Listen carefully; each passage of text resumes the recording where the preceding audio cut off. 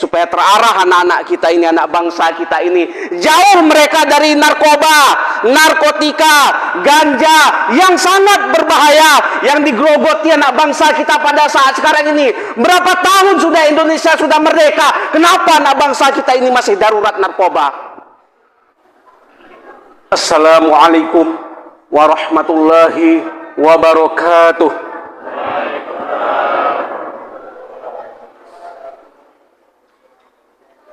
Innal hamdalillah nahmaduhu wa nasta'inuhu wa nastaghfiruhu wa na'udzu billahi min syururi anfusina wa sayyiati a'malina may yahdihillahu fala mudilla lahu wa may yudlilhu falan tajida lahu waliyyan mursyida. Asyhadu an la ilaha illallah wahdahu la syarikalah wa asyhadu anna Muhammadan abduhu wa rasuluh la nabiyya ba'da. Allahumma shalli wa sallim ala nabiyyina wa habibina wa syafi'ina Muhammadin asyrafil anbiya'i wal mursalin wa ala alihi wa ashabihi wa man tabi'ahum bi ihsanin ila yaumiddin. Ya ayuhan nas, usikum wa iyaya bitaqwallahi faqad fazal muttaqun.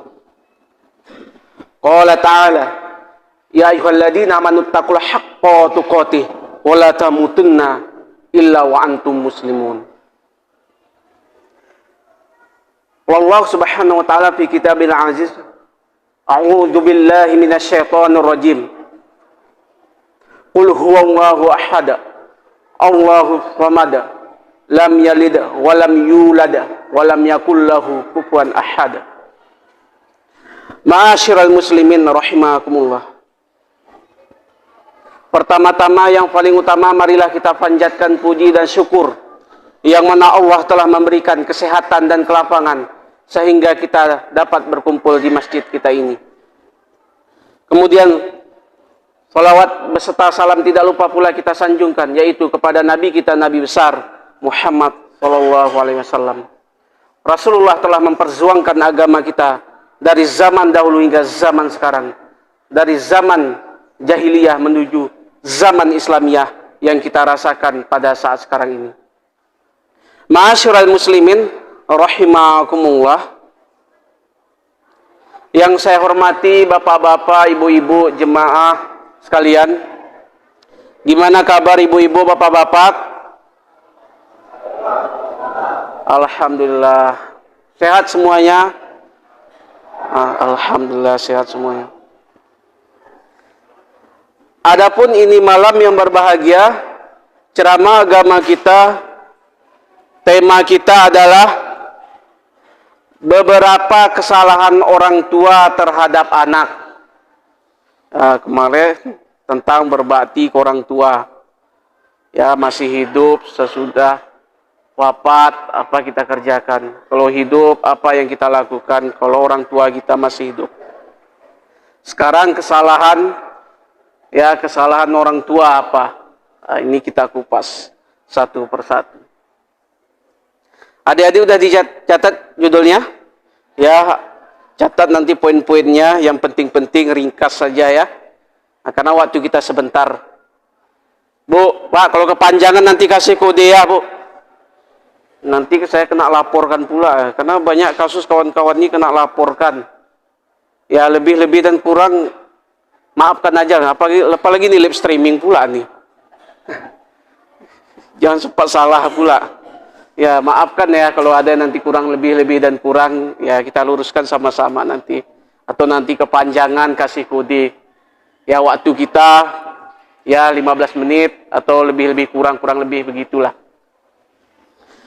Ma'asyiral muslimin rahimakumullah.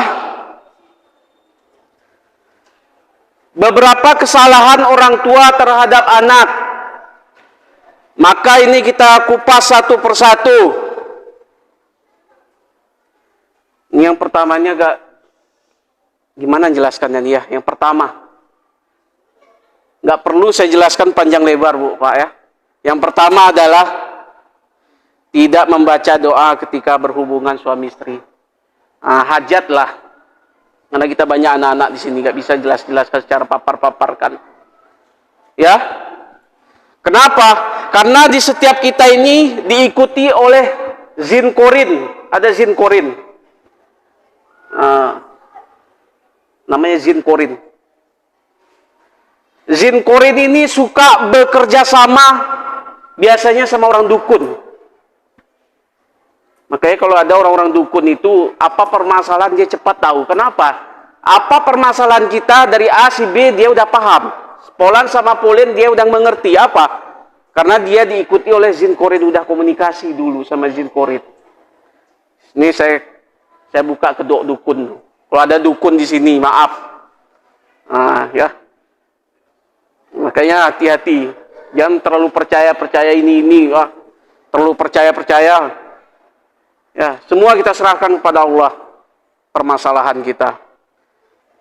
Maka setiap kita melakukan hajat, maka kita berwudu, ya. Kemudian sholat hajat, berdoa supaya anak kita menjadi anak yang soleh dan soleha. Dah itu aja.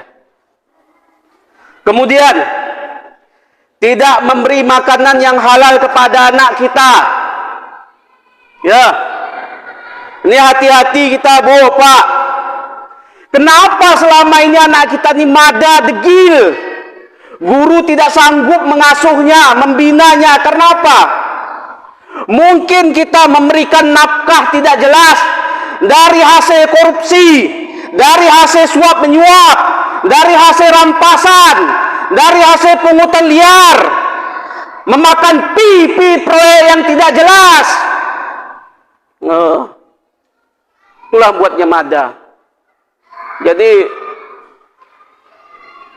anak kita, siapa yang salah? Tentu kita yang bersalah. Sekilas kita buka Imam Syafi'i, kenapa dia itu cerdas? Hatinya bersih, pelajaran cepat masuk. Kenapa?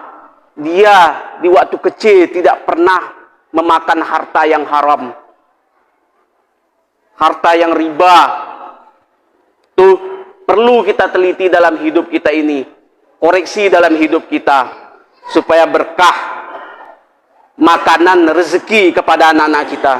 Yang mana Allah berfirman di dalam surah Al-Baqarah, ya ayuhan nasu kullu mimma fil ardi halalan thayyiba wala tattabi'u khutuwatus syaiton innahu lakum aduwwum mubin. Artinya, wahai sekalian manusia, makanlah yang halal lagi yang baik daripada yang terdapat di bumi, dan jangan kamu mengikuti langkah-langkah syaitan, karena sesungguhnya syaitan adalah musuh nyata bagimu. Maka itu jelas firman-Nya. Kemudian kesalahan orang tua adalah kepada anaknya, yaitu mencaci, memaki, Bu. Jangan kita caci-caci anak kita ini, maki-maki. Anjing lawa angko, samo kok seperti binatang tuh.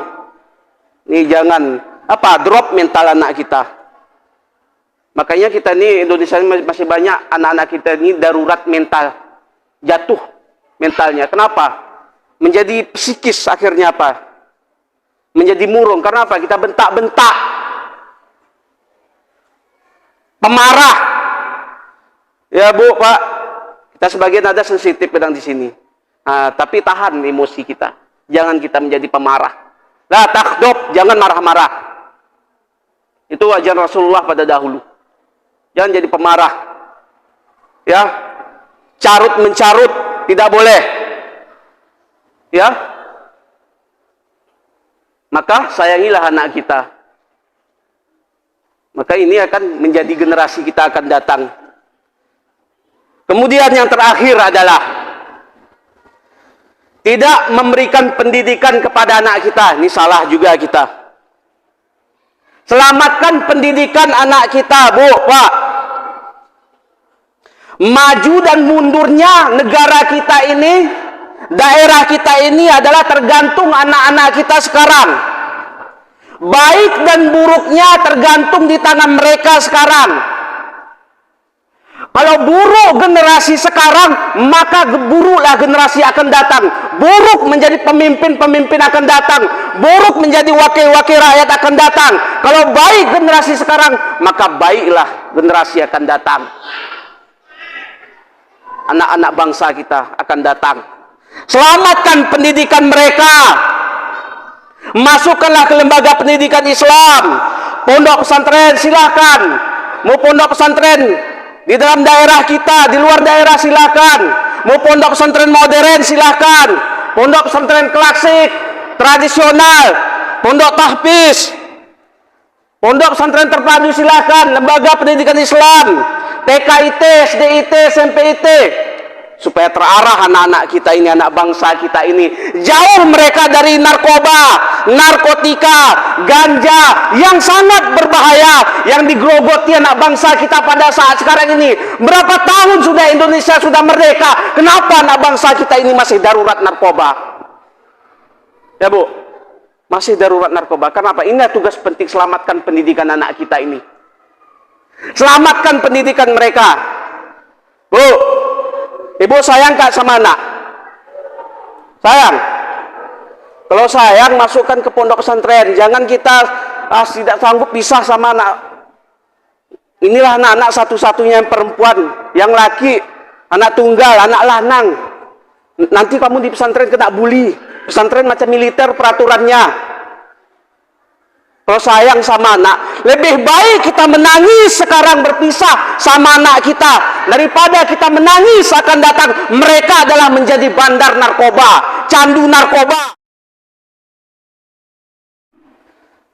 perampok, pembegal, sakau. Kalau kita tidak selamatkan pendidikan anak kita, maka ini salah besar. Maka kita gak ada alasan memasukkan ke pondok pesantren. Inilah benteng terakhir adalah selamatkan anak kita, yaitu masukkanlah ke pondok pesantren. Siap masukkan anak kita ke pondok pesantren, Bu? Kayak enggak siap nih. Siap? Siap, alhamdulillah.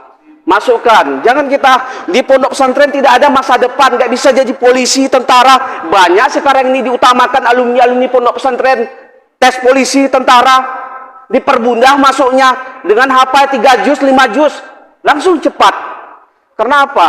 Alumni pondok pesantren masih bersih, tidak tergogot dengan narkoba, diracuni dengan narkoba. Itu generasi-generasi pesantren ya masih diunggulkan. Jangan kita takut dengan apa?